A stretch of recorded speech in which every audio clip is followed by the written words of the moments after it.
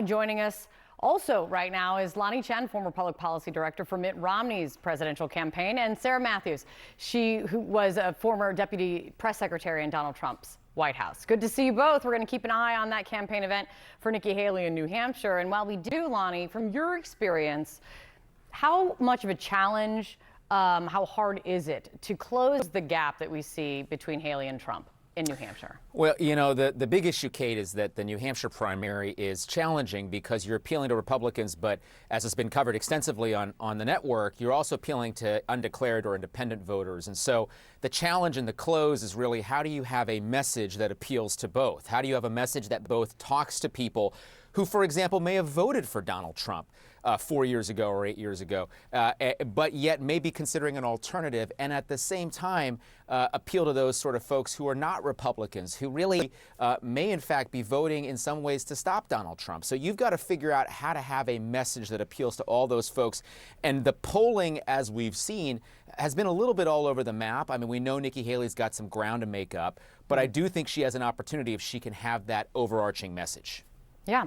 Sarah, I want to play something for you because Donald Trump this weekend, he confused Nikki Haley with Nancy Pelosi during a campaign event, repeatedly saying Nikki Haley when he clearly was trying to talk about Nancy Pelosi. And the reason, and I'll play it and then we'll get to it, gets to Nikki Haley's jumping all over this, as she says it gets to his mental fitness, if you will. Listen to this. And the press never reports the crowds, you know. By the way, they never report the crowd on January 6th. You know, Nikki Haley, you know, did you know they destroyed all of the information, all of the evidence, everything? Deleted and destroyed all of it, because of lots of things. Like Nikki Haley is in charge of security. We offered her 10,000 people, soldiers, National Guard, so whatever they want. They turned it down. They don't want to talk about that. These are very dishonest people. Sarah, you see that and you hear what? Honestly, the thing is, this is not a unique circumstance. This isn't the first time that Trump has kind of seemed confused on the campaign trail and had a gaffe like this. He said something before recently about him running against Obama, and obviously that never happened. And so this is not unique, and it is a little bit concerning. And I do think that Nikki Haley was right to call this out. I kind of wish that she had brought up these attacks sooner, questioning Trump's mental acuity, because this is something obviously we've seen her and other Republicans like Trump go after Biden for. But obviously Trump is, you know, not that much younger than Biden. He's definitely no spring chicken. And so I think it's fair to question his mental acuity in when you have these kinds of moments like this where he definitely seemed very confused. Lanhee, I want to play something very different for you from New Hampshire's Governor Chris Sununu. He's endorsed and campaigned very hard for Nikki Haley, and he was on CNBC this morning. This gets to a little bit of setting expectations ahead of tomorrow. Listen to this. She had a strong finish in Iowa. The real goal is just to keep building on that so she can take more momentum into her home state of South Carolina, where there'll be 3 or 4 weeks or something like that between New Hampshire and South Carolina, a state where, as a former governor, she's won. New Hampshire's never been a must-win state for Nikki Haley. No one's ever said that. She just needs to show a lot of success and momentum. Lanhee, he says that, and you hear what?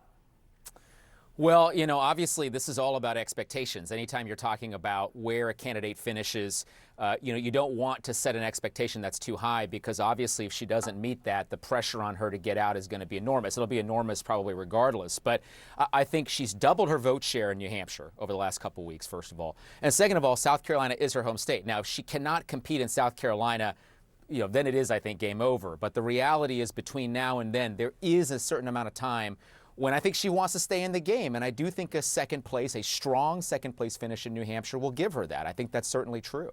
I was just seeing there's some new reporting from the Haley campaign spokesperson saying that Nikki Haley's campaign raised $500,000 and it's growing from grassroots donors online in the less than 24 hours following Ron DeSantis getting out and suspending his campaign. And Sarah, he drops out. He immediately endorses Donald Trump.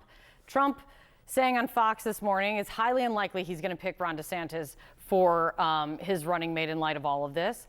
How are these endorsements and this kind of support, how is it viewed within Trump world and from Donald Trump? I'm curious.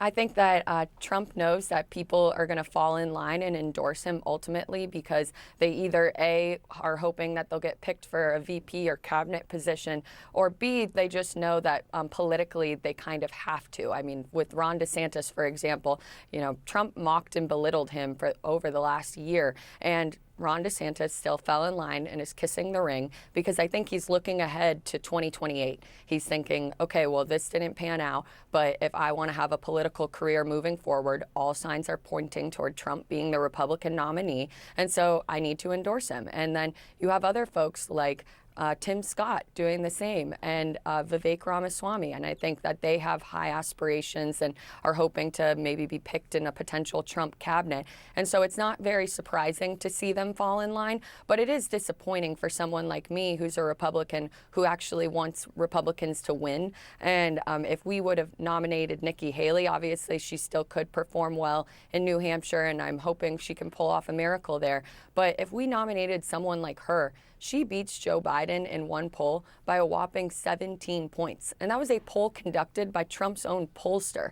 So I wish that these folks would be endorsing her, because then we would actually have a shot at beating Biden in the general. But it would be a nail biter if we nominate someone like Trump, who I think is also a threat to our democracy. Sarah Matthews, Lonnie Chen, great to see you guys.